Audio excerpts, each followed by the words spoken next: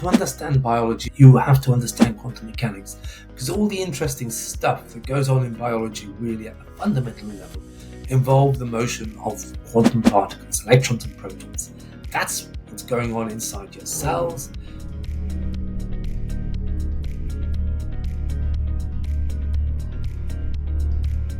Enzymes, which are the engines of life really, they work on quantum mechanical principles. The sun wouldn't shine if it wasn't for particles being able to quantum tunnel. We'd fall through the floor if it wasn't for quantum mechanics.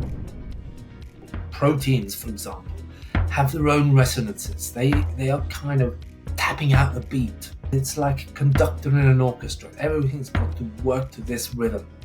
And that rhythm helps to keep the quantum coherence to be in step with itself. Dr. Johnjoe McFadden is a molecular geneticist, consciousness theorist, and best-selling co-author of Life on the Edge, the book that brought quantum mechanics to biology and made us question everything we thought we knew about life. He developed the first fully electronic rapid diagnostic test for infectious diseases like meningitis or COVID. His CEMI Field Theory says that consciousness is actually not in the brain, but in the electromagnetic field that the brain produces. This is his solution to the so-called binding problem in neuroscience. How is it that all of our memories, emotions, and thoughts are neatly bundled into a unified conscious experience of being you or I? It's one of the largest mysteries of the brain. Dr. McFadden says it's integrated as a field. You'll have to watch the full episode to see if you agree. Remember to subscribe to the channel. It really helps us out, and it's what your electromagnetic field would want. Probably. Every time a neuron fires, the information in that neuron is transmitted into the brain's electromagnetic field, and there it gets unified with all the other information. And every neuron in the brain can then be an antenna, like our mobile phone antenna, that picks up that information. Every neuron in your brain can plug into that field and download that information. And that's the brain's electromagnetic field. And as far as I know, there's no evidence, more evidence that the consciousness is in the matter of the brain than it is in the brain's electromagnetic field. And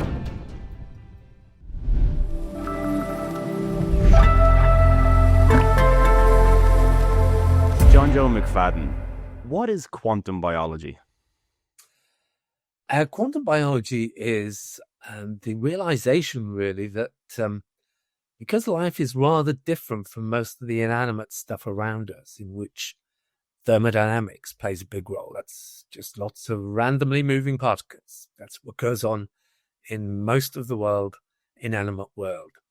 But in living organisms, we're a bit strange in that many of the features that keep us alive are to do with small numbers of not randomly moving, but very organized motion of particles.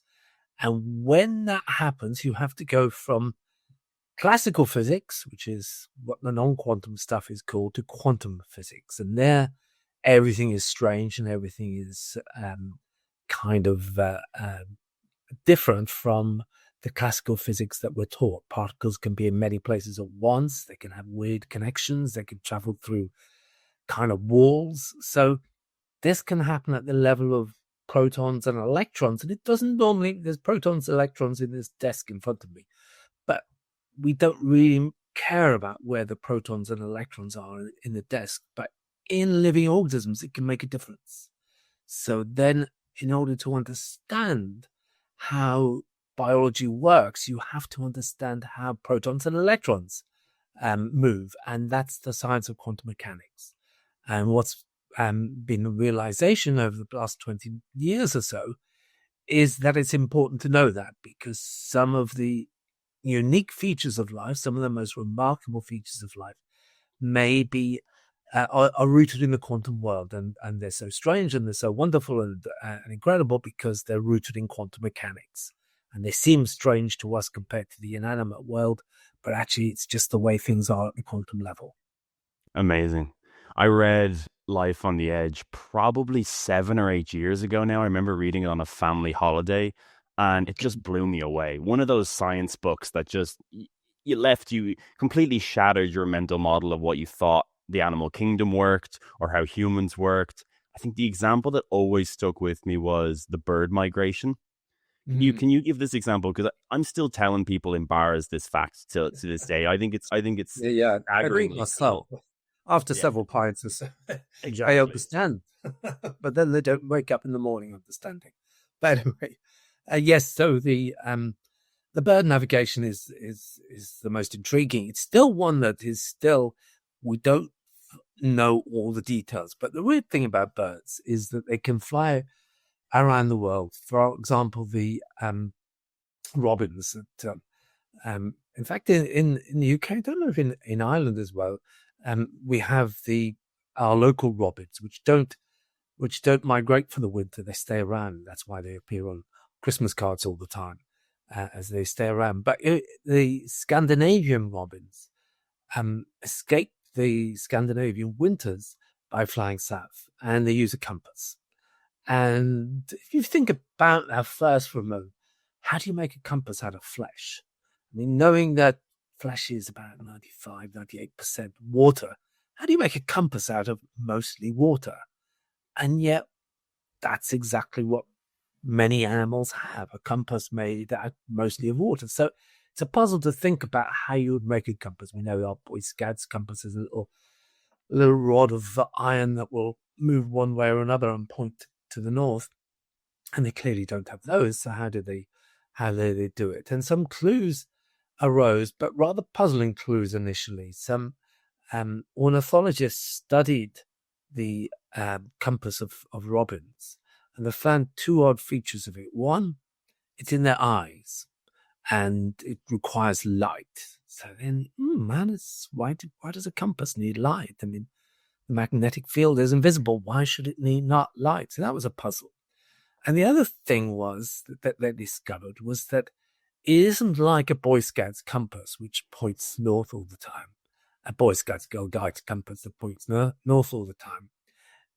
It only points to the nearest pole. So if in the South Pole, if you put birds that normally fly south into the closer to the North Pole, they'll fly towards that, and they will orientate themselves to the nearest pole. That's what the compass finds. It doesn't find north and south, it finds the nearest pole.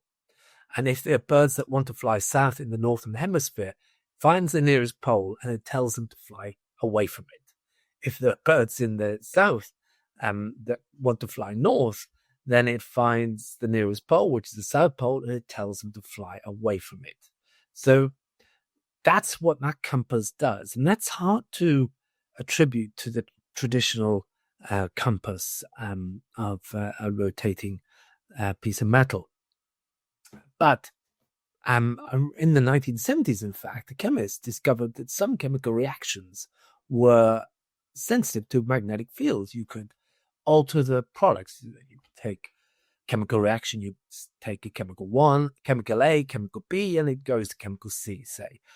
Well, Klaus Scholten was a chemist, a German chemist. He found that some chemical reactions, the amount of C that you get from mixing A and B together can be altered by a magnetic field. And that was very surprising because no one really thought that magnetism interacts with chemistry. But he proposed that how it works is because electrons are the two main particles, if you like, of atoms. They can be understood in lots of ways, but basically a nucleus made up of protons and neutrons. Neutrons don't play a role in chemistry, and electrons. Protons are positively charged, electrons are negatively charged. And pretty much all of chemistry is the motion of electrons. But the neutrons, the nuclei don't move around very much, but the electrons move around. And pretty much all of chemistry can be understood, or a lot of it can be understood, by the motion of electrons. Now, electrons are interesting from the point of view of magnetism because they're negatively charged and they have a property called spin. Now, spin isn't quite like classical spin, but we'll say it is. And basically, a spinning object is spinning around its own axis. And moving charge generates a magnetic field. This is the basis of electric motors. You have a coil of electric coil and you spin it and it will generate a magnetic field. So moving charge generates a magnetic field. It's also sensitive to a magnetic field. So if you have moving electrons and all electrons are spinning, then they are magnetically sensitive. However, in most atoms, electrons are paired. One spins one way, the other spins the other way. And what that does is cancels out the magnetic field that these electrons would generate. But if you pull two electrons apart, electrons in atoms are mostly paired. If you pull them apart, you get something called a free radical. And a free radical has an unpaired electron. So now you have two unpaired electrons. These are now magnets because they are still spinning. So they are still sensitive. They're generating a magnetic field. They are sensitive to magnetic fields. And that means when they maybe react with each other again, the reaction that is generated, the products that they generate, is sensitive to a magnetic field. So you can make a compass out of two free radicals, two electrons, unpaired electrons. And Klaus Scholten proposed that was happening in birds. He had no idea how. An American scientist whose name will come to me in a moment, Thurston Ritz, then proposed that there was a protein in the bird's eye called cryptochrome, and it generates free radicals. And he proposed that that's how the bird sees the Earth's magnetic field. Light first hits this protein called cryptochrome, and it generates free radicals. Those free radicals then react with each other, but because they are now magnets, their reaction is sensitive to the Earth's magnetic field. So that's what he proposed a couple of decades ago now, and there's lots of evidence for it. It's still not fully nailed because it's a difficult thing to study. Birds, you can't do the kind of experiments you might like to do on bugs like E. coli, what we normally use. It's a difficult system to study, but that's still the best explanation for the bird's compass. And it explains additional experimental data, like birds can be disturbed, their compass can be disturbed by radio frequencies, radio waves, kind of radio waves used in old analog radios. Birds' compasses are disturbed by them, and that can only be accounted for in a quantum mechanical theory. So there's a lot of evidence that it's that this is how birds see, and not only birds, other animals that can sense the Earth's magnetic fields, cetaceans, for example, dolphins and whales, even cockroaches. Lots of animals see the Earth's magnetic field. Butterflies see the Earth's magnetic field, and there's been quite a lot of work done on those. So a lot of animals are able to see the Earth's magnetic field from this peculiar property of two electrons. Now, I didn't say what makes this property. This is the weird thing about it. Once you have two electrons that are apart, they still be kind of connected by a property called entanglement. Now, entanglement is a quantum mechanical property. It doesn't have any analogy in the world that we see around us. And it is so weird that Einstein, who, remember, the guy who gave us black holes, bending space-time and traveling faster than the speed of light so you can travel into the future, all of those weird things, he said, yeah, that's okay. Those are all weird, but they're real. He didn't believe it.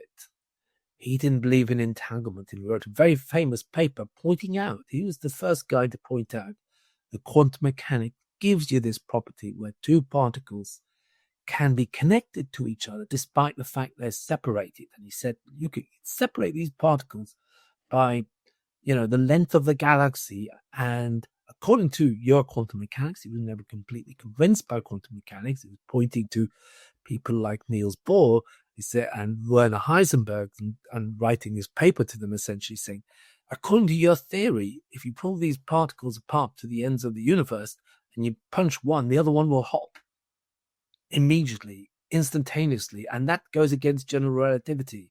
And this is my theory, general relativity, and it's proven to be right in every particular sense. And this doesn't seem to make sense in it. So he called it spooky action at a distance. But despite that, people, Scientists then, only in the 1970s, demonstrated this spooky action at a distance doesn't work. And it's still the weirdest thing in physics, that you can take particles, and if you punch one of them, the other one will hop.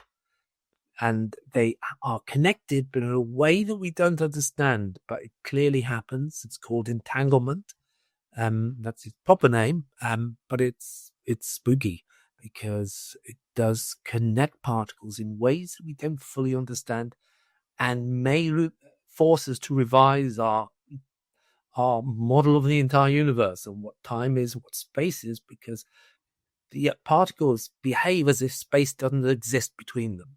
Right. And some scientists are kind of saying, well, maybe space is some kind of illusion, and it doesn't really exist. So it's so weird that scientists are still trying to make sense of it, but it's real. There's no question that it's real, and birds seem to use it to travel around the globe. It's just staggering. It's so well explained as well. I love that you really went from the bottom up there, and I think all the listeners would have been able to follow that at every step, which is amazing. 2025 is the year that me and you are going to fix our sleep. Now, that does not mean that we need to go full Brian Johnson on it, but one thing we can do that's super easy is to buy the highest quality sleep mask on the market, and that is Manta. I've been blown away by how much better I sleep with one of these on. It's just a fact that people are not sleeping in completely dark environments, and studies show that affects sleep quality, time to get to sleep, and increases the fragmentation of your sleep. I have tried other sleep masks. I first bought one on Amazon last year for like €5, but the problem is they're just really poor quality. They don't really block out any of the light, and you can't adjust them to your planet-sized head. Manta is fully adjustable, so it literally will fit all of the strangest and weirdest size heads out there, like mine. The Manta mask is literally completely blackout. I have studio lights coming at me from here, and I can't tell the difference. It is absolutely pitch black. This is the perfect environment that you need for sleep. Manta honestly feels like you're being cuddled by a cloud. I actively enjoy and look forward to putting these on each night. I just realized how boring that makes my life sound. I sleep with Manta every single night, and I've seen direct improvements in the quality, duration, and how rested I feel when I wake up. My Whoop data seems to agree. I also bought one for my girlfriend, and she also loves it. Manta have a bunch of different sleep masks on their website. I have tried the normal sleep mask as well as the sound mask. I like to listen to audiobooks at night, so for that reason, the sound mask was actually really, really good. For some reason, my girlfriend doesn't want to listen to how reality is a perception at 11 o'clock when we're trying to sleep, so this was a really good solution for that. It's also incredibly comfortable. But as I said, I think for most people, like 90% of people, the normal, ordinary mask is going to fill their requirements. Super comfortable and completely adjustable.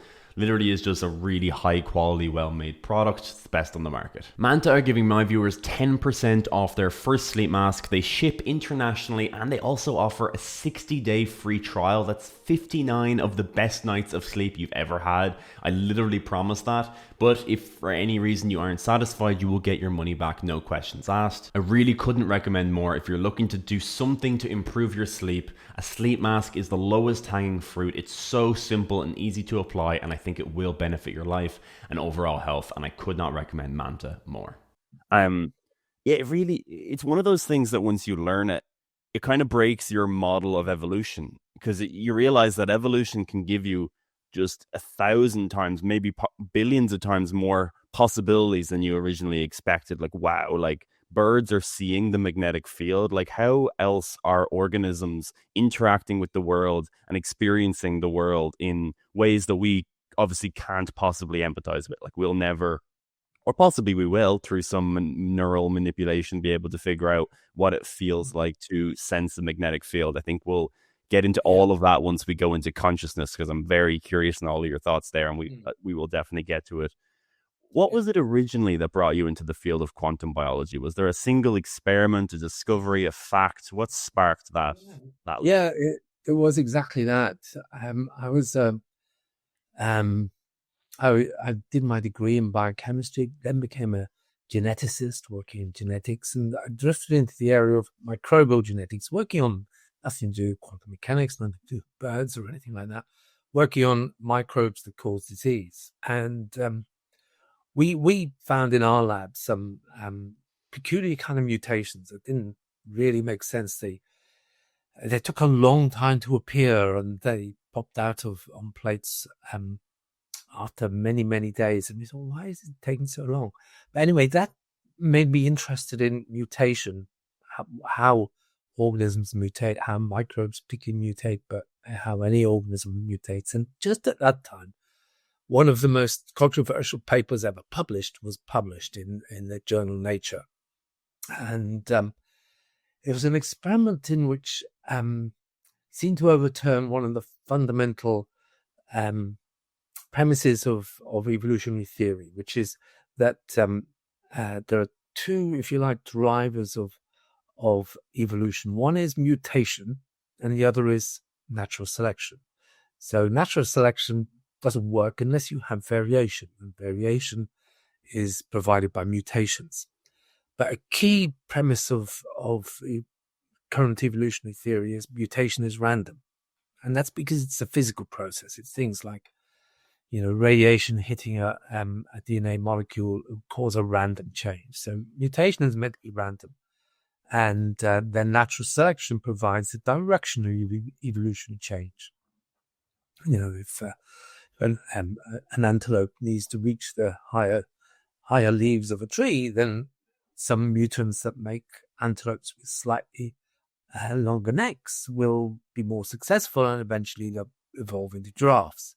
So that's the direction. It's provided by natural selection. The variation is provided by a random process, mutation. But then a group of American scientists based at MIT, really big, very reputable institute, published a paper in which they claimed that some bacteria seem to be able to mutate in a certain direction that would be advantageous to them. So if you grew these bacteria, say they couldn't grow on glucose as a sugar, they couldn't eat sugar, glucose as a sugar, but they were set up in such a way that a single mutation would allow them to do that. Well, what these scientists did was measure that mutation rate in the absence of glucose and in the presence of glucose, and they found that the mutation rate too, being able to eat glucose, was a lot higher.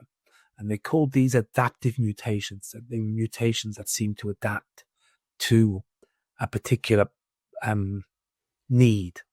They didn't arise unless there was a need for them. So they were adaptive to the particular circumstance in which the organism was growing in. They would mutate to be able to grow glucose, but only if glucose was around. If it wasn't around, they wouldn't mutate. So this was very strange, and it led to a lot of controversy.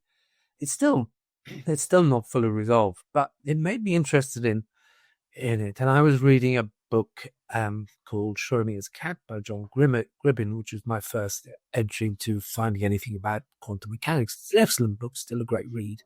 And it kind of blew my mind in thinking, wow, this is really weird. At least at that time, I was in the 1980s or early 90s, and everyone heard about general relativity and space-time. You thought, wow, super weird. And then you think, no, that's normal compared to quantum mechanics. Right. Quantum mechanics is way beyond weirdness. It's just things that seem impossible. But it did strike me that what may have been key here is that mutations may be caused by single particles of matter, like a proton. Proton is another of the particles of matter, and sometimes they do move, not so much as electrons, but they can move to cause mutations, or at least it was proposed that they do. And then it causes the wrong nucleotide to be incorporated into DNA. So proton motion can cause mutations. Protons are quantum particles, so maybe they can have some quantum features. And like being able to exist in two places at once is one of the weird aspects of quantum mechanics. If you're a quantum mechanical football, you could be in both goals at the same time in a football pitch, and there's nothing wrong with that if you're quantum mechanical. So, if that is possible for protons, then I thought, well, maybe this could explain adaptive mutations, that they were able to feel out different pathways. Okay, well, let's look at a possible mutation in this direction. Now that doesn't allow me to grow. Let's move it over, proton over there, and it could allow the system to kind of test different possible mutational pathways before actually causing the mutation. And it seemed a completely wacky idea. And I gave a talk then. I thought, okay, well, I don't know anything about quantum physics. I better speak to some physicists. I got in touch with the physics department, and guys I spoke to said, well, why not come and give us a seminar about it? And I did. And mostly it was very skeptical. What's this biologist coming in telling us about quantum physics? It's obviously bad. But Jim al-Khalili was in the audience, and he was interested enough to come to me afterwards and say, well, it's interesting. It would be really fun if it's true, if we could work it out. And over a period of about a year or two, we kept on meeting over a coffee or a beer, and eventually pulled a paper together, which we published, I think in 2001, maybe, proposing a quantum mechanical model of mutation. But that got me so interested in this. To me, it was a realization that to understand biology, you have to understand quantum mechanics, because all the interesting stuff that goes on in biology, really at the fundamental level, involve the motion of quantum particles, electrons and protons. That's what's going on inside your cells, inside respiration, for example, which inside your cells, they all perform respiration, which keeps us alive. Electrons move in particular pathways, and individual electrons make a difference. And that's quantum mechanics. You need to understand it. Everything that goes in photosynthesis, that involves motion of electrons as well. And that is likely to involve quantum mechanics and how enzymes work. Individual enzymes work by picking up a single molecule and kind of twisting and turning it, moving electrons and proteins around in a single molecule. They're engineers of electrons and proteins. To be an engineer of electrons and protons, you have to be a quantum engineer, because they are quantum particles. So it tells us enzymes, which are the engines of life, really, they work on quantum mechanical principles. And this is a revelation. Why don't people know about this? So I thought I'd write a book about it as well, which I did, which was published, I think, in 2002, maybe, which I called Quantum Evolution. I published that thinking it would change the world. Didn't. It didn't. It caused a stir here and there, but not much. But then in later, about another 5 or 10 years, someone called Greg Engel in the US found evidence for quantum mechanical features in photosynthesis. And that created a big stir, published a paper in a very reputable journal, Nature. And everyone started taking quantum mechanics more seriously still. And quantum mechanics then really emerged as a discipline. People started working on the different areas, like myself and Jim continued to work on mutation, picked up some of the work on mutation. Other people developed, worked on photosynthesis and bird navigation and smell and all sorts of other areas. Now we think inflammation may involve quantum mechanics, things like wound healing, that show magnetic sensitivity might involve quantum mechanics. So the discipline is burgeoning, but still controversial. But right, it hopefully won't be for so much longer. Beautiful. I love how you explain these things. What do you say to the sort of common critique you hear that for quantum mechanics to really function, you need a really small system, you need a really isolated system, or you need a really cold system? Like, these are kind of the three states where you observe quantum phenomena. And then you get biology, which is chaotic, it's messy, it's hot, you've things moving everywhere.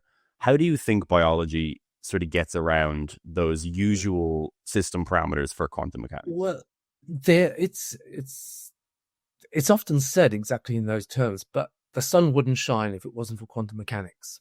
Yes. And the sun is not at 0 degrees Kelvin, and it's very messy and big, and yet it requires on something called quantum tunneling. Quantum tunneling is when particles go through a barrier like a ball. If you throw a ball at a wall, it's going to bounce back, but in quantum mechanics, it can go straight through that wall. It's a kind of energetic wall, but quantum mechanics allows that to happen. It's called quantum tunneling, and not allowed by classical physics, but it's called quantum tunneling. The sun wouldn't shine if it wasn't for particles being able to quantum tunnel. So quantum properties are still responsible for stuff all around us, and we'd fall through the floor if it wasn't for quantum mechanics, because it depends on particles not being able to be squeezed so tightly together that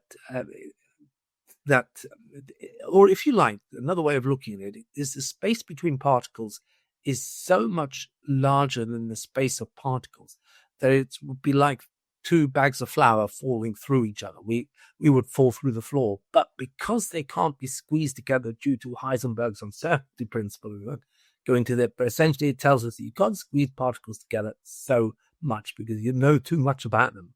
And Heisenberg told you, no, you can't know so much about them. So there must be some looseness to them. And that actually keeps us from falling through the floor, because otherwise most of matter is space, and which is fall through the floor if it wasn't for quantum mechanics. So quantum mechanics is all around us, and responsible for the properties of metals, for example. It's responsible for something as basic as benzene, for example. It's a chemical, benzene, simple chemical. And its chemical properties depend on the fact that the electrons in the outer orbitals are delocalized. They don't exist in any particular position. They exist everywhere in a ring. And that's responsible for the chemical properties of a bottle of benzene that you have on your lab bench if you work in a lab. So lots of properties of matter are responsible. Most of the properties that we think about in quantum biology, we don't see in large materials like coherence and tunneling.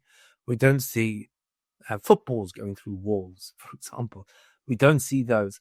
But that's happening at the level of atoms and molecules. And what you have to realize about biology, the level of atoms and molecules make a big difference in biology.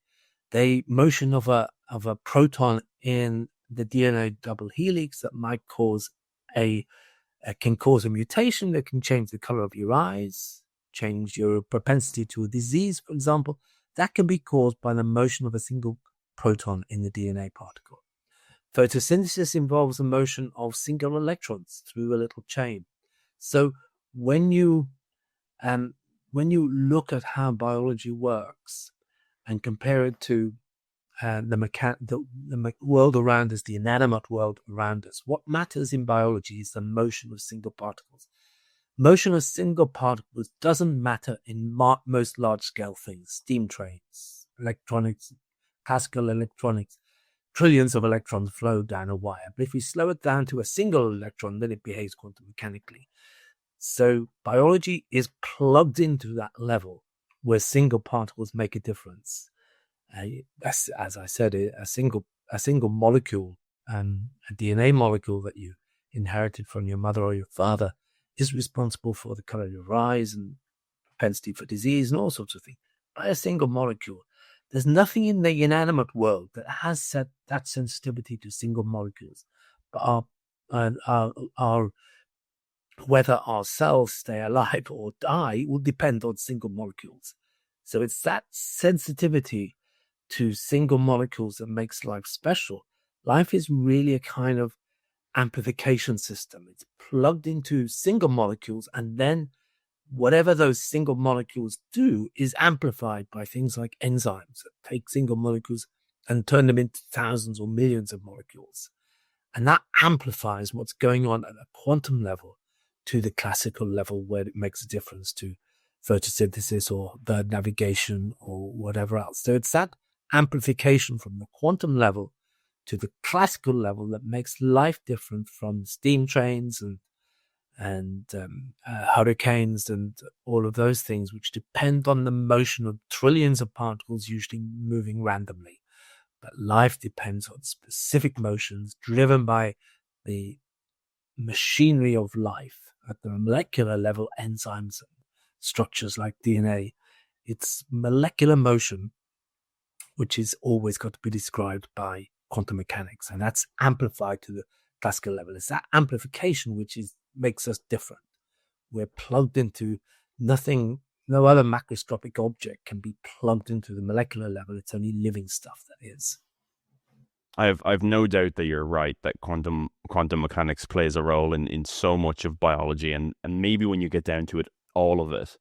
But is it still a bit of an open question then on why exactly? Because it does seem, or at least the classical rules of quantum mechanics that I would have learned in college does still sort of say that it really shouldn't work the way that it does in biology. That it there's a little bit of an unknown there of why exactly it seems to be so prevalent and driving so many things, when in theory it isn't typical of what you learn. Yeah, normally, as you say, to observe quantum mechanical features of the kind that I've been talking about, you need to have something cooled down to close to absolute zero when you freeze out its motion. Yes. But that's mostly because in order to get a signal, you don't look at individual molecules. To do a signal do an experiment in physics, and you need to get a signal, maybe a light bulb goes up, and you want to demonstrate some quantum mechanical property, you need 1 trillion electrons to do that. And that's those trillion electrons, in order for them to behave quantum mechanical, it's like 1 trillion cyclists have to cycle in exactly the same way. And that's never going to happen. So what is the difference between the classical world and the quantum world? The quantum world is like a single cycle, a single bicycle, someone cycling. And if one person you can have two people. It's a good way of thinking that is a tandem bicycle. Okay, tandem bicycle, you can have two people cycling, and if their pedals are connected, they will cycle at exactly the same rate. Okay. Now, that can happen if you're connected, but if you're not connected, two people could cycle along and carefully cycle in step with each other. Now, imagine 1 trillion people and say, okay, you've all got to cycle in step with each other. That's never going to happen, is it? Because there's too much noise, the ground is bumpy, people will get disturbed by each other, and that's what happens when the quantum world gets scaled up to the classical world. Instead of dealing with single particles, you're dealing with 1 trillion of them. But biology is dealing with the single particles, and it gets the result at the quantum level and then amplifies it.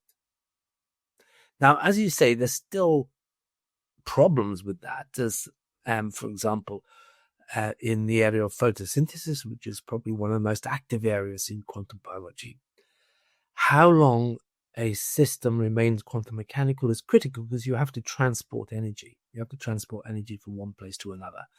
And understood by the way we normally understand energy transport in photosynthesis, it should be inefficient. You shouldn't be able to. Energy is be transported, captured. You capture a photon of light, capture its energy, you have to deliver it to something called the reaction center.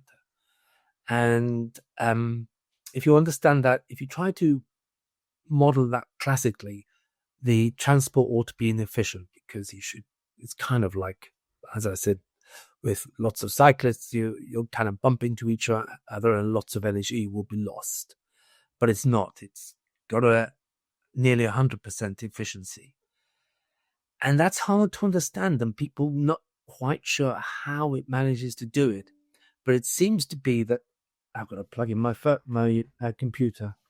No worries, no problem at all. There we go. It seems to be that what happens in the inanimate world. So again, we'll go back to our model of our two cyclists. If our two cyclists are moving along, cycling together, they can keep themselves in step. And quantum mechanics is telling us, one of the ways of understanding quantum mechanics is saying that particles are really waves. And one way of talking about a wave is a circle. You kind of go round and round. And if you go round and round together, then that's what's called coherent. And quantum mechanics depends on coherence. So if you imagine those two cyclists again, if they cycle together, then they can be coherent, then they can behave quantum mechanically. But if the road is a bit rough, it's going to make that more unlikely. If they have to go a long distance, they're going to lose that step somewhere along the way. And that should be happening to those particles of matter, and it doesn't, and we don't quite understand. But what it seems to be is that's something we've been working on. We're writing a paper on at the moment, but lots of other people are working in this area as well, is that the rest of the molecule, proteins, for example, have their own resonances. They are kind of tapping out a beat. It's called the vibronic theory. It's saying that the protons surrounding the pigments in this system of where you have electron energy being transported from one place to another, it's got to be in step in a peculiar kind of way. How does it keep this in stepness that we call quantum coherence?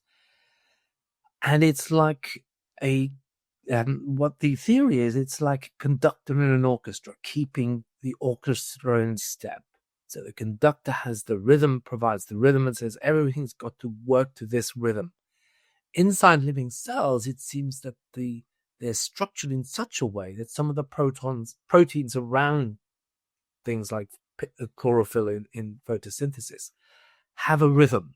And that rhythm helps to keep the quantum coherence coherent, to be in step with itself. It's a peculiar way of describing it, but that's what it is. It's kind of in step with itself, and it keeps that rhythm, and that maintains a quantum coherence. So it's that life is both the quantum stuff being peculiar and being quantum coherence, but that coherence is maintained by a kind of orchestration of the rest of the molecules. And they have their own beats and their own kind of vibrations, and those act rather like a conductor in an orchestra to keep the whole thing in step, and that maintains a quantum coherence. That's the theory, the vibronic theory. It's beautiful. And it's still controversial. It's still being worked on. Yeah, we're a paper on it at the moment. And lots of other people are working in this area. But that's the best guess, because it is, as you say, hard to believe even for quantum physicists. Yes. That hot, wet things can maintain quantum coherence, even for the lengths of time, which we're talking about, femtoseconds, very short lengths of time, and over small scales, tiny system, but still quantum mechanics, if you consider it and just taking the physics that we know, it says it shouldn't really last. It shouldn't really have an effect, but it does. Right.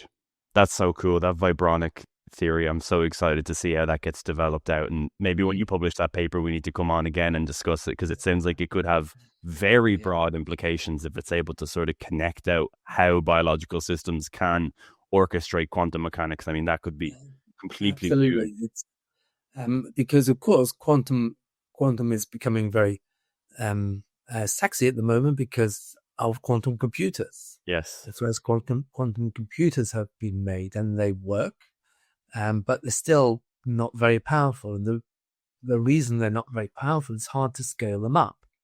And that's because of this noise thing. The noise of the rest of the environment is, as I was saying, it's like a bumpy road for two cyclists trying to keep coherent. And if it's a very bumpy road and the wind is blowing, it's very hard to maintain that coherence. Life seems to manage to do it. And understanding how life does it may give us maybe more powerful quantum computers in the future. Right. So it's important to... Good application as well. More that area, yeah. Yeah. I was surprised to hear that maybe one of two of the most pioneering figures to introduce quantum mechanics to biology. I believe you don't really have much faith in a consciousness quantum mechanical theory, which is surprising to me because, again, you're the flag holder for quantum mechanics in biology.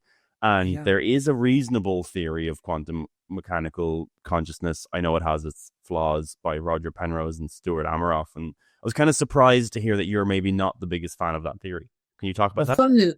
Funnily enough, when I was inspired to write the first book I wrote on quantum biology and quantum evolution, I had a plan, which was I looked at enzymes and DNA and stuff, and then I planned chapter 13 was going to be about consciousness, and I thought, okay, well, I've got it in the bag. There's this Penrose-Hamerhoff theory that about consciousness being quantum mechanical.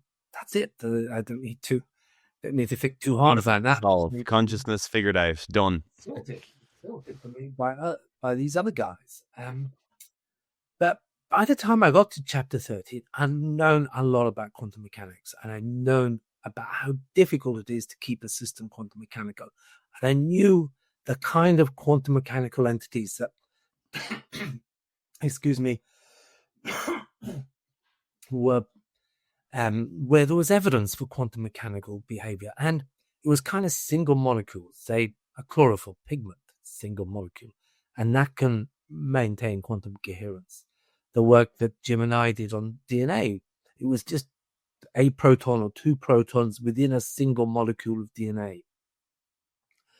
The work on photosynthesis was a single pigment molecule. The other areas like olfaction, again, it was a single molecule that was quantum coherent. But with the Penrose-Hameroff theory, to explain consciousness, now I'm looking at it at the scene outside. It's got trees, it's got cars and buildings. It's all in my brain. Now, that's encoded in probably billions of neurons. And to make that quantum mechanical is, for any physicist I know, impossible. I mean, when we're talking about quantum mechanics in photosynthesis, we're talking about it within a single molecular system. It may have two or three, it may have a number of molecules, but it's tiny, tiny, tiny, tiny. It's less than a single cell, much less than a single cell. And that's hard. And physicists are still trying to understand how that will work. But the idea of having two cells that were quantum mechanical, any physicist I know would say, no, that's not possible at all. You could get something small within a single cell being quantum mechanical, like a DNA molecule, like a chlorophyll molecule, making a few of those quantum mechanical, as seems to happen in photosynthesis. 5 or 6 chlorophyll molecules can be quantum coherent. But to make millions, trillions of microtubules, it's depends. The Penrose-Hameroff theory is it's these peculiar proteins called microtubules, trillions of them, right across your brain to be quantum mechanical. No physicist I know would give that any credence at all. So although I can believe a single molecule of this protein or microtubule could have quantum mechanical properties, a single molecule can't encode everything that's in my brain at the moment, in my conscious mind at the moment. In order to encode that and for that to be quantum coherent, you would need trillions of them. And there's nothing close to that in any physics that we know about that would make that possible. And particularly in a noisy, wet brain in which so much is happening, all the other quantum mechanical, quantum biology areas are about single molecules or very few molecules within a single cell. Right. Nothing that involves more than one cell. Whereas the Penrose-Hameroff consciousness model involves billions of cells. And although they publish papers a lot about showing that the single proteins that they're dealing with, microtubule proteins, can have quantum mechanical properties, just as DNA can have quantum mechanical properties, just as chlorophyll can have quantum mechanical properties.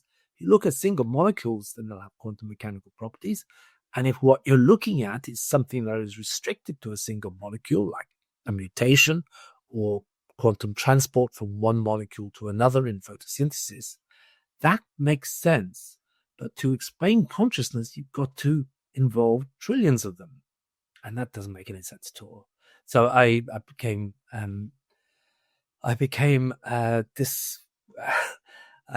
when I got to chapter 13, back to writing this book story, I thought, I don't believe this. I can't write about this. It doesn't make any sense at all to me.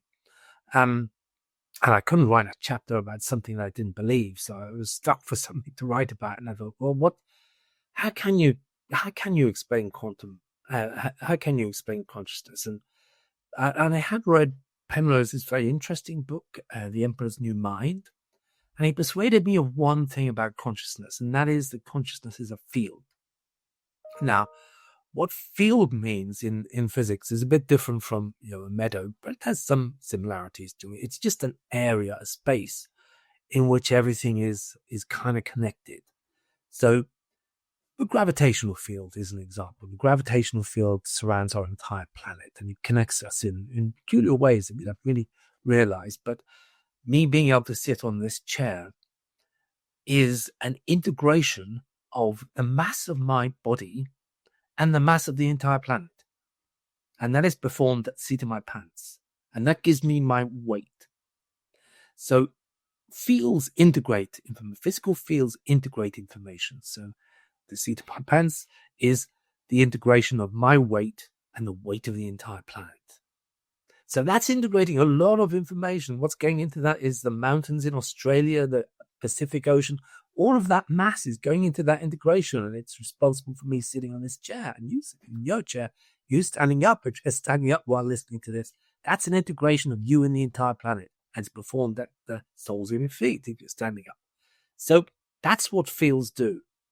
Physical fields, gravitational field. We don't normally think of that as being quantum mechanical, but it does that. It is a feature of quantum mechanics that provides that, but we don't really think of it very much as quantum mechanical. But I was convinced that consciousness needs a field because it needs to integrate all that information, just as the gravitational field integrates everything that's going on the Earth in terms of mass. We need something that would integrate all of the information in our mind. So I looked around and thought, is there a field that will do that? And I thought, well, there's the brain's electromagnetic field. And we've known for more than a century that the brain generates an electromagnetic field. It's used in diagnostic techniques like EEG and MEG to diagnose diseases.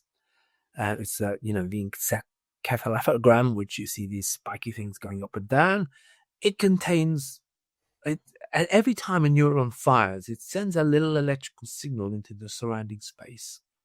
So the EEG alerts your brain's electromagnetic field is a sum of all the electrical firing in your brain. So it's a field. It's an electromagnetic field. And there's something peculiar about electromagnetic fields, which is also apparent in the gravitational field. They're connected, as if space doesn't exist between them, between the different parts. As I said, the integration that is performed at the seat of my pants integrates information from my weight and the weight of some mountains in Australia. That's performed right here in this room, that integration.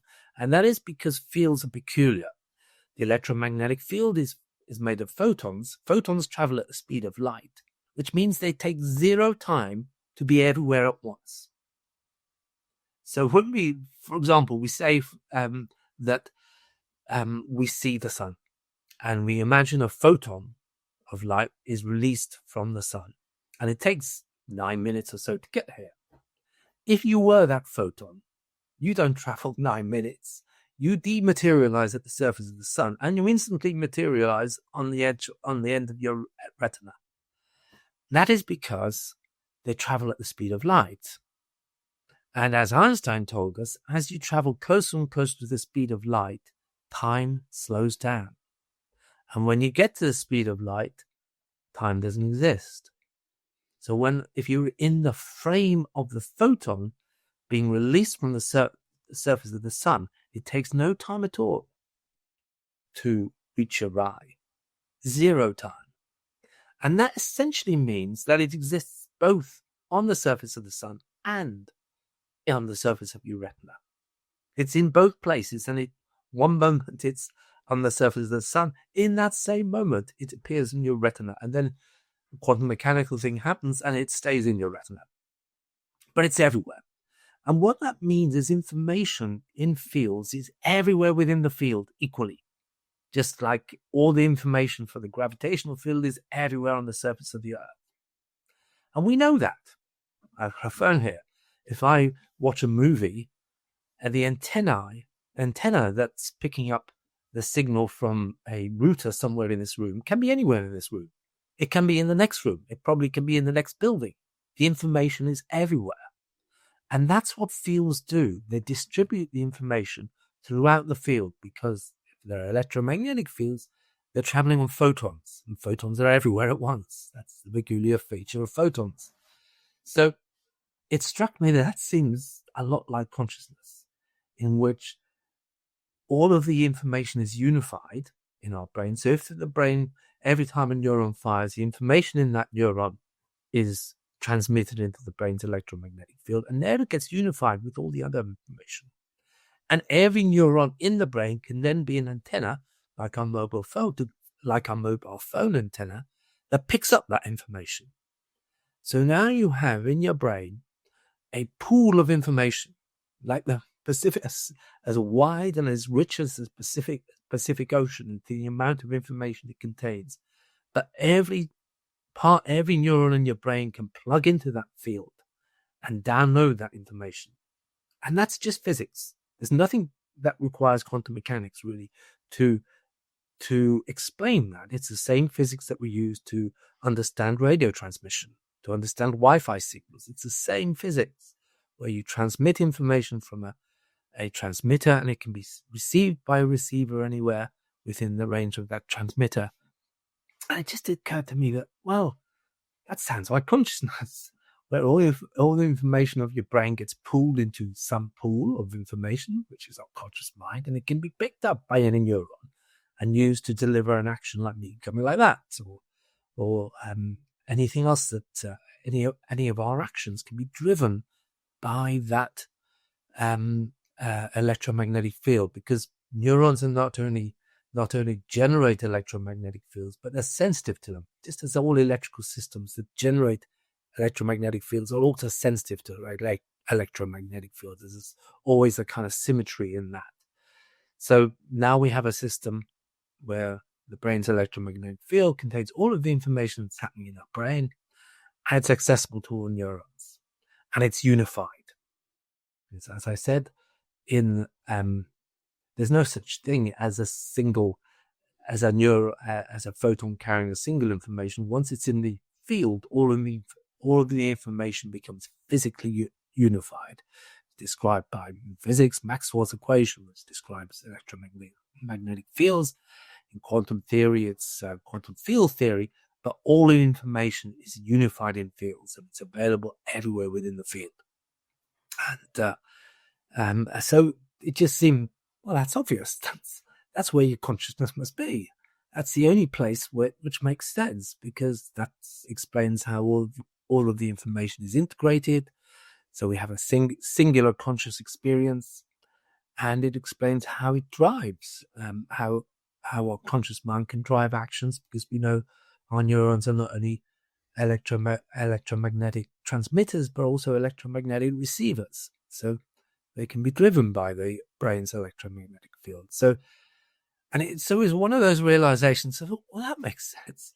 Someone else must have thought of this. It must be there's something stupid about it, that someone else has spotted an error, and it can't be right. It's too simple. But I looked around and I couldn't find anything which kind of ruled it out. And people or scientists working in neurobiology, and I think you're a neurobiologist by trade. I think it's almost due to psychology. We tend to believe in the things we can see. You can see the matter of the brain. Yeah. And you think, well, everything must be happening within that matter. But there's also something, at least in a live brain, there's something invisible that we're not seeing. And that's the brain's electromagnetic field. And as far as I know, there's no more evidence that the consciousness is in the matter of the brain than it is in the brain's electromagnetic field. And it's just as physical as the matter of the brain. Now we know physicists describe at the fundamental level, all particles of matter are really fields, and everything is fields in the end. But ultimately, everything is fields. Gravitation field is a field. Masses of matter, particles of protons and electrons are perturbations of the electromagnetic field, or weak and strong nuclear force fields. All of these are fields. So fields are just as physical as matter. In fact, they can be said to be more physical than matter, because they are the underpinning structure of matter. And let's just imagine that consciousness is there rather than the matter. You overcome this big problem of how you unify information in consciousness, and you do it in a way that doesn't require any wacky physics. It's just what we know is just even classical physics. May involve quantum mechanics in some subtle ways, and I'm sure it wouldn't be at all surprised, but we don't need it. And in quantum biology, we have a strict kind of rule in quantum biology, at least the serious quantum biologists. You don't bring in quantum unless you need to. Yeah. Unless you find a feature that you can't explain classically, don't bring in quantum. Because, as you know, it's difficult to account for quantum coherence inside living systems that are too wet and noisy. So don't invoke quantum mechanics unless you have some evidence that there's something going on that cannot be explained by classical physics. That's the kind of bottom line of serious quantum biology. And that hasn't been demonstrated for anything going on in the brain as far as I'm aware. There's nothing which you have to say, well, I have to go to quantum mechanics to explain it. And I think classical field theory is enough to explain consciousness. I think it's a really cool idea, and I've been trying to learn as much as I can about it in the last couple of weeks, because I was kind of surprised that I hadn't learned it in college. And I think you're completely right that it seems to me to be a nice solution to the binding problem of how there's this grand integration, the most powerful integration that's ever been done, and how we unify everything together to create a self. And I think you're right in some sense that a field seems like a coherent answer to that. But I have a lot of questions. So one question is how the interaction between the neural circuits and the EMF field, the EM field, is the EM field doing conscious calculations, and then sort of feedbacking that the answers or the whatever. Doing calculations is a funny thing. We're talking about the gravitational field, and my weight is a calculation, if you like. It's a calculation of the mass of the entire planet and my mass. Does the field do that calculation, or is it that we're just calculating what is physically happening? I mean, I don't know if that question has an answer really in any philosophical sense, in that the calculation is done by the physical interaction. In one of my papers, I show a picture that someone has drawn in magnetism, and you can get these pictures. If you get and what the artist, I forgot the name, but it's in one of my papers, has you sprinkle iron filings over a blank paper, and you get a picture of an actor. I can't remember his name, but does that picture exist before you sprinkle the iron filings? It does, because it's how he makes his pictures. He has magnets beneath the paper which essentially draw the face as a magnetic field. And you can't see it, it's invisible. But if you sprinkle iron filings over it, you see it. Is that a calculation that's done by the field, or is it the field that we try to understand that field by doing our calculations? It's the physicality of the system that interacts in a certain way that generates the interaction between neurons and the electromagnetic field. There's no one in there doing a calculation. The field does a calculation, just as in that picture, the field knows that face. It's forms out. I think I understand the point. I think what I'm uncertain on is if the field is doing the integration, then consciousness is that field under this idea. When we're engaging in conscious behavior like we are right now, and we're speaking and we're trying to think about really complex things, and there's lots of things going through our mind, is that conscious behavior operating at the field level, or is the field sending that information back into the neurons, and the neurons is triggering those neural circuits? Or I'm curious on the relationship between the neural circuits in the brain and the EM field itself. Yeah. Certainly, if we kind of think that, let's imagine, which isn't how I think things are, but the electromagnetic field in the brain doesn't have any output. It's just stuck there in the brain and doesn't influence. It's generated by the brain, but doesn't influence how the brain works. We wouldn't be conscious. Yes. Because we couldn't talk about it. We couldn't experience it. We couldn't be inspired by any ideas in our head, because they're in our head and they're stuck. So the fact that we can talk of, if we accept, and I know that's something that most people don't accept, that consciousness is the brain's electromagnetic field, we know it's communicating with the brain, with the physicality of the brain, with the neurons, because we can talk about consciousness. We wouldn't be talking about consciousness if the consciousness was something that just hung above our heads and didn't communicate with the brain. We wouldn't know it existed. Our physical body wouldn't be aware of it. Right. So there's got to be some interaction, and the physicality of the system. We don't need the quantum mechanics to tell us that that's bound to be the case. How neurons fire. You have a neuron as kind of a bit like a wire, but it's not really, it doesn't really work like a wire.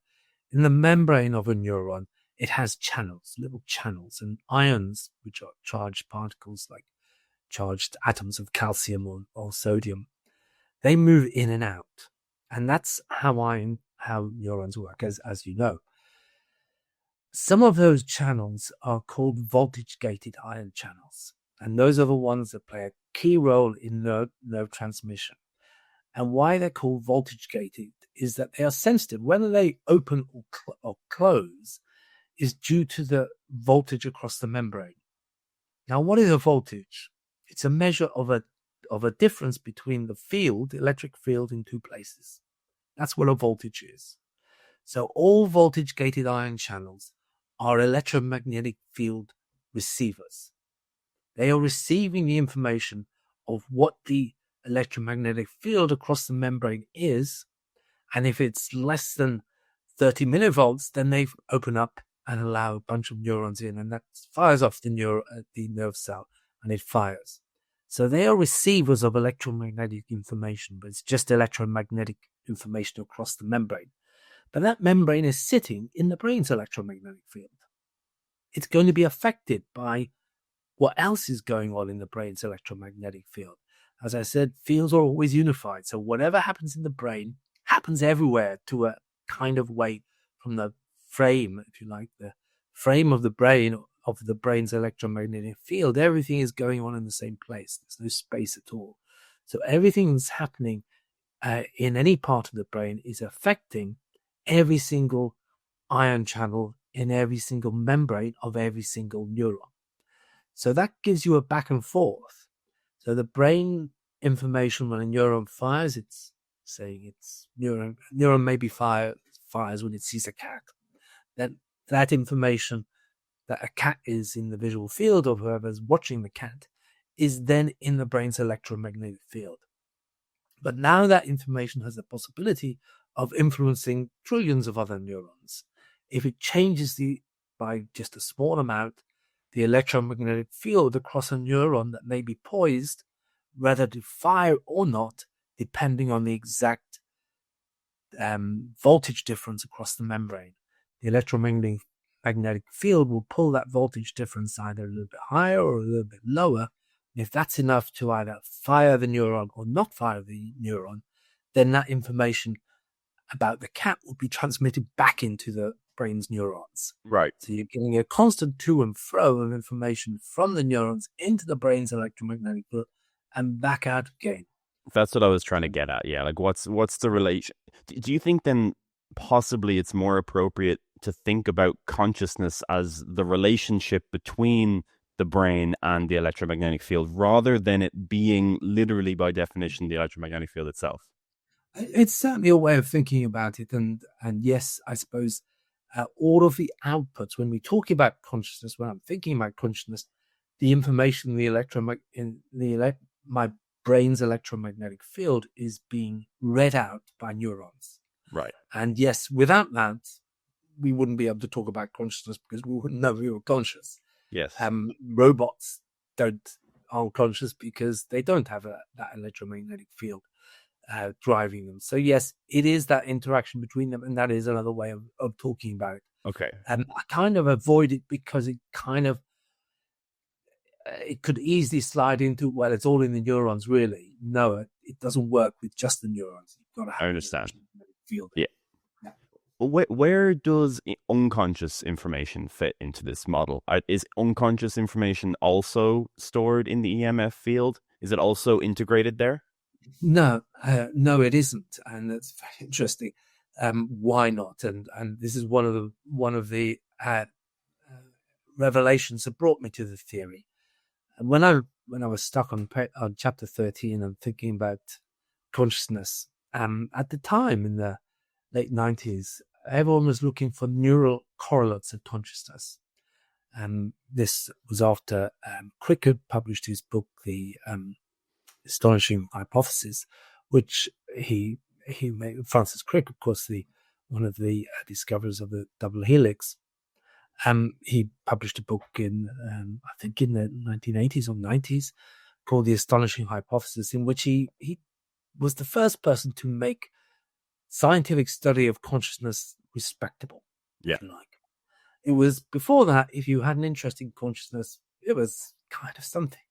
Illusion of insanity. Yes. And you were henceforth thought, well, he's really become a crackpot now. And but Crick, while he was still an active scientist, he came up with and started becoming interested and came up with his own hypothesis of consciousness, which was fine. But because he was a super famous Nobel Prize winning scientist, suddenly it became almost respectable to have an interest in consciousness. And where was it? Oh yes, but neural correlates, and he proposed neural correlates of consciousness were the way to go. What he said was, well, in order to understand consciousness, let's find where it is in the brain. That would be useful to know where it is. And that sparked lots of experiments to do EEG and MEG and all sorts of techniques to try to find out areas of the brain that light up when you become conscious. It's difficult to do these experiments because they've been done a lot in primates, and they're very tricky to identify which parts of the brain light up. But with modern techniques like MEG and EEG, you can look at a problem. A problem I often have when I used to wear glasses, don't anymore. But I was always losing my glasses, and I would look at my desk and, where's my glasses? I look around my room, where are my glasses? And I'm looking everywhere, and my glasses are there. And I'm looking at my glasses, they're on my desk. I can't see them. And I'm looking around, and then you ask, okay, at some point, there they are. What happens in your brain? At that moment, the aha moment, when something that was on your retina, you were staring at those glasses before, you've looked right through your desk, you've looked at those glasses, and you've not registered it. So the information was there on your retina, it was transmitted to your brain, but you weren't aware of it. And then you ask, what happens when you suddenly become aware? And what people have been looking at for several decades now is which different parts of the brain light up. And basically, there's no answer to that. It's different images will have different thoughts, will light up different areas of the brain. So that's what Crick proposed. And it was a very good proposal. It was a sensible way to go, but it hasn't led us anywhere useful. Yes. But there is one correlate. So what they were looking for were correlates of consciousness. And mostly they were thinking about whether this part of your brain, your cerebellum, or this other part of your brain, the cerebral cortex, which parts light up. But there is something that was discovered to be the best correlate of consciousness, which was neural synchrony. And that's when neurons synchronize their firing. So when two neurons fire, say two adjacent neurons in the brain, and they're firing, and their firing is wave-like. It goes in waves. And you ask whether the waves are synchronous or not, okay, for two neurons. And what was discovered was when you're looking for your glasses and you can't see them, neurons in your brain, they're recording different parts of your glasses, maybe their color, their shape, etc. They will be firing asynchronously. But when you see your glasses, they fire synchronously. Yeah. Now, why is that? How can you tell the difference between neurons that are firing synchronously and not synchronously? It wasn't happening in any particular part of your brain. It could involve your entire brain, or it might be a region of your brain, but synchronous firing was the best correlate of consciousness. And as far as I'm aware, no theory of consciousness really accounts for it, or at least predicts it. No other standard theories of consciousness. They all kind of incorporated it in one way or another, but none of them predict it. But remember, electromagnetic fields are waves. Okay? So if you think of the brain firing as being a wave, okay? If they're firing asynchronously, we now can think of those waves as waves like this. What is happening is that a whole bunch of neurons firing asynchronously, they will be subject to what's called destructive interference. And that is when the peak of one wave, one neuron, meets the trough of another, they cancel each other out. And similarly, if the peak of one meets the trough of another, they cancel each other out. So if you have a whole bunch of neurons firing at different rates at different times, then mostly the electromagnetic field that they make averages to zero. Right. So that means that asynchronously firing neurons don't transmit their information into the brain's electromagnetic field. Right. And that means when you're not conscious of your glasses, you are inputting the information of the color of your glasses, their shape, the usage set, all of that information is coming in, but it's not being transmitted. It's there in the neurons. And this is what is so hard for other theories of consciousness to explain. It's there in the neurons, but it's not being transmitted to the electromagnetic field because those neurons are firing asynchronously. Makes sense. Yeah, makes a lot. Now, when they start firing together, suddenly all of that information about the color of your glasses, the shape of your glasses, etc., is now being fired into the brain's electromagnetic field. Yeah. Now it becomes part of the brain's electromagnetic field. And now through that loop of interaction, your glasses are now, you're not conscious of them, and you can drive actions that depend on that information. Like, oh, there they are. And you go and pick them up. Yeah. That wouldn't have been possible before that if those actions needed to be driven by the electromagnetic field of the brain, because all of the information is cancelled out with asynchronously firing neurons. That makes sense to me. I think that's a good... Can I pose a different unconscious information sort of story to you? So it's let me just finish up with another point. We do have, it's not really considered very much, but most of what the brain does is non-conscious. Yeah. I call it non-conscious to kind of avoid the Freudian unconsciousness. So I call it non-conscious. I wave my hands about a lot when I talk, and I don't do that consciously. Yeah. I don't think about it. The motion of my lips and my larynx and tongue when I speak, I don't think about those motions, but it's all done. All of that is done non-consciously. These are difficult calculations to do. All of the calculations to get the correct motion of your tongue and your lips and larynx to make speech is an extraordinarily difficult calculation. And bang onto that, grammar. We don't think about grammar when we're putting sentences together. And all of that is done non-consciously. So it's often argued that consciousness is the complex stuff and non-conscious is the easy stuff. No. Non-conscious stuff is just as hard as the conscious stuff. In fact, it's probably mostly harder. Absolutely. Now, so we have two types of brain, really, the non-conscious one and the conscious one. Okay? There's a key and interesting difference between them. I can wave my hands around, I can form grammar, I can sing a song, I can whistle, and I can do lots of different things at once, non-consciously. So our non-conscious brain is what's called a parallel computer. It can operate lots of operations at the same time. Yeah? It can do lots of things at the same time. You cycle a bike, whistle a tune, think about something. All of that can happen in parallel. So it's a parallel computer. It can do lots of things in parallel. Try chatting to a friend while doing a crossword. Yeah, much harder. You can't do it, really. You can only do one thing at a time in your conscious mind. A computer could do that really easily. It could look at the crossword and it could easily generate speech through another circuit, and it could do that. Why is our conscious mind a serial computer? It can only do one thing at a time, whereas our non-conscious mind is a parallel computer.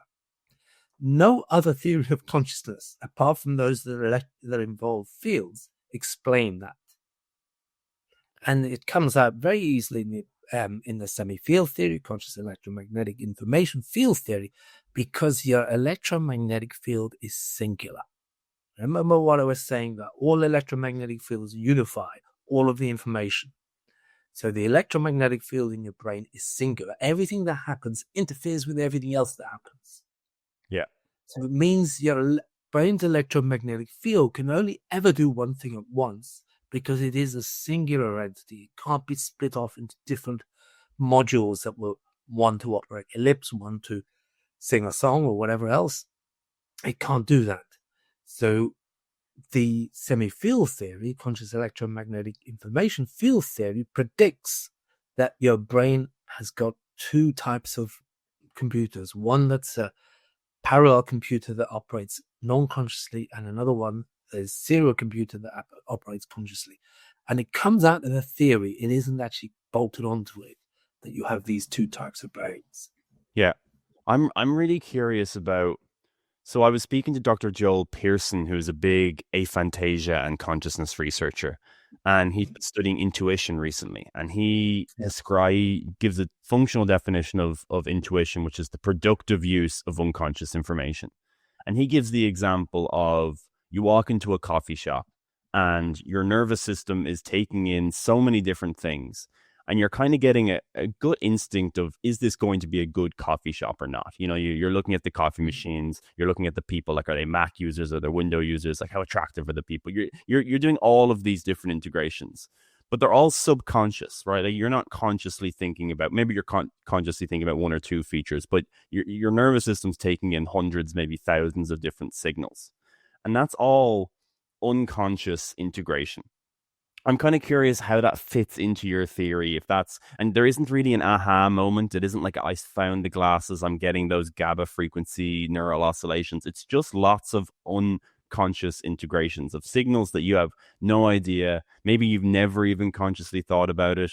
All the different associations that your brain and nervous system has made, and you're getting a gut instinct, some idea, but it's not really clear. How do you think that kind of fits into your model?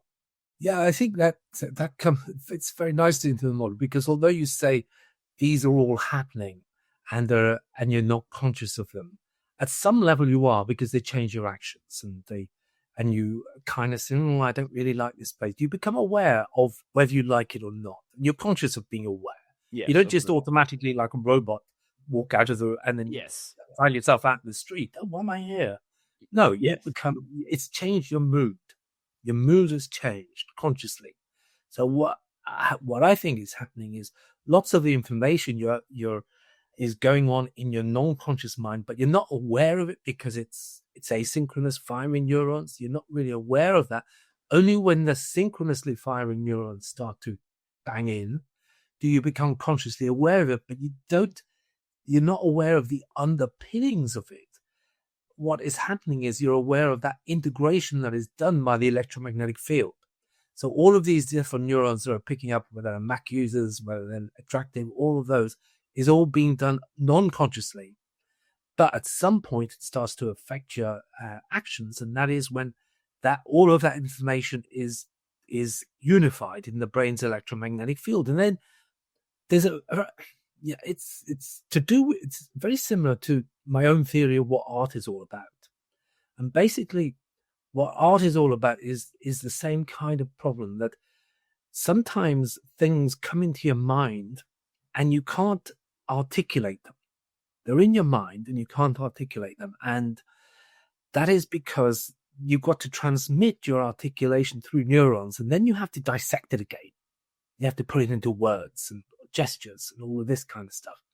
And I think our mind sometimes doesn't easily disentangle into words, doesn't easily disentangle into gestures, but our conscious mind will have a feeling. And that feeling will tell us whether we feel comfortable about this, whether we like this painting, whether we dislike this painting. All of that will be there, but we may not be able to articulate it. Yeah. And I think that's why sometimes we look at a painting and you look at it and you think, oh, God, that's really interesting. What is that painting telling me? I don't really know, but you kind of get a feeling. And I think artists get that feeling, and the way that they deal with it is to paint the painting. They can't articulate it in words. So they paint a painting, or they produce a piece of music, or they write a poem, or whatever. I think art is about a way of communicating this complex ideas that we have in our heads, complex feelings of something being good, bad, attractive, unattractive.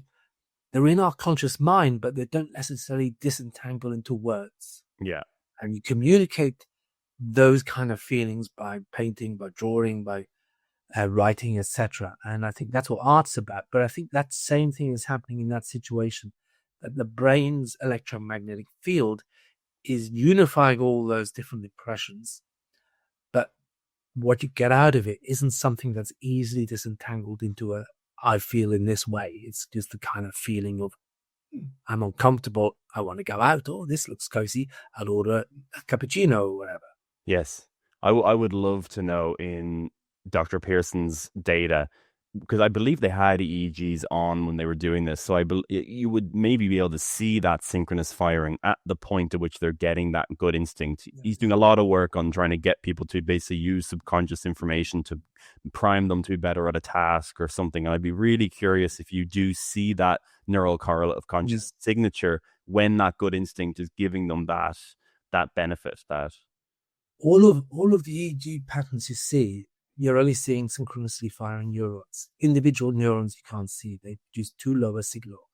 So everything you see in the EEG is generated by synchronously firing neurons. Yeah. And what's the best way of predicting? People have been doing a lot of work in recent years on mind reading. Can you read what's in people's minds?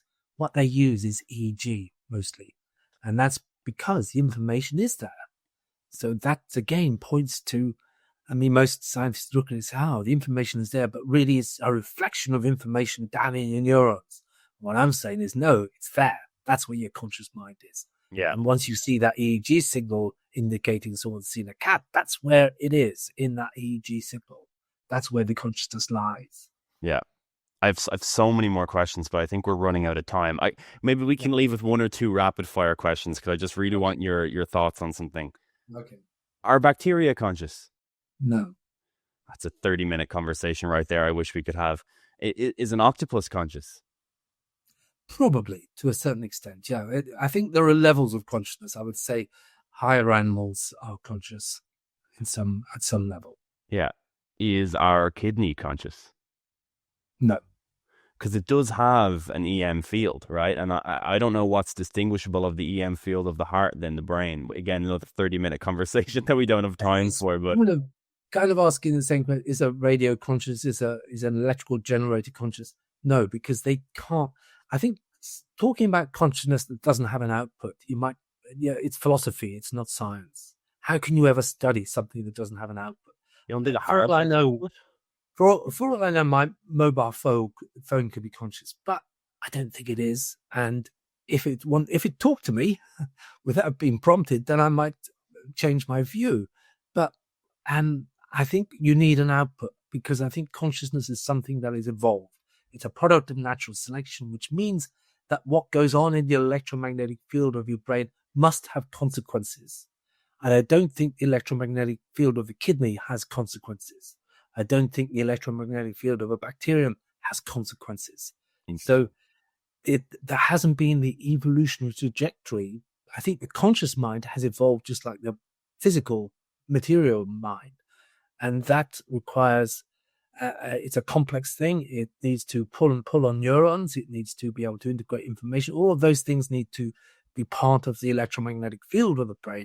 It has evolved. It is a structure that, like your eye, or your nose, that has evolved to perform a particular operation. It isn't that just like all matter isn't alive, all electromagnetic fields aren't conscious. Just as living things needed to evolve, and matter needed to evolve to do things like self-replicate, etc.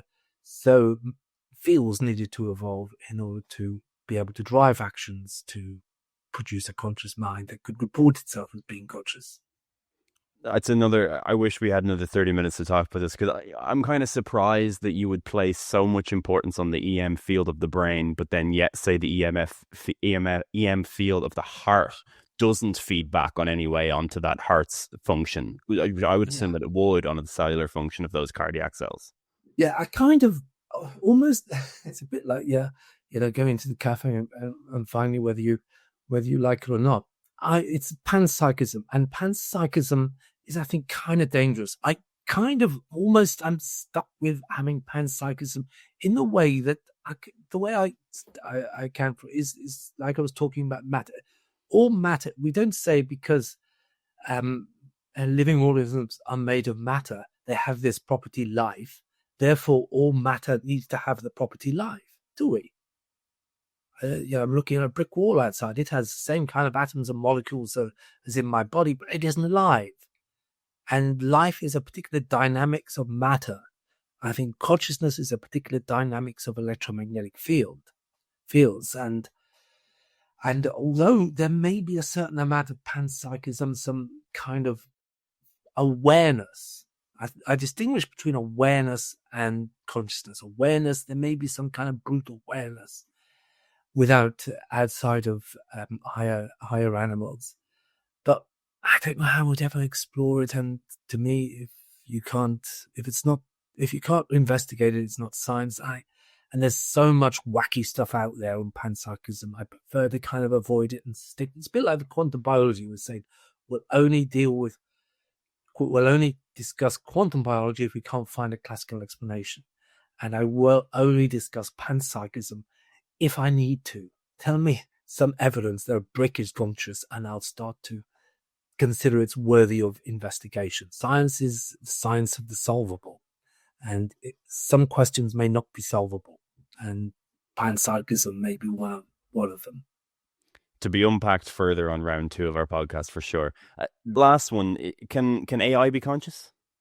Yeah, I think it can, and I think it will be. Amazing.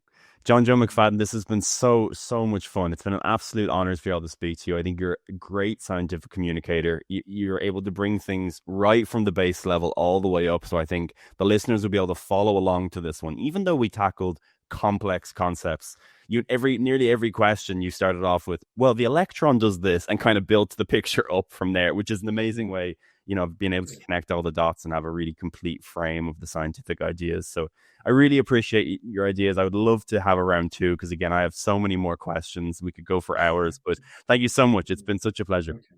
Great talking to you, Evan. Okay.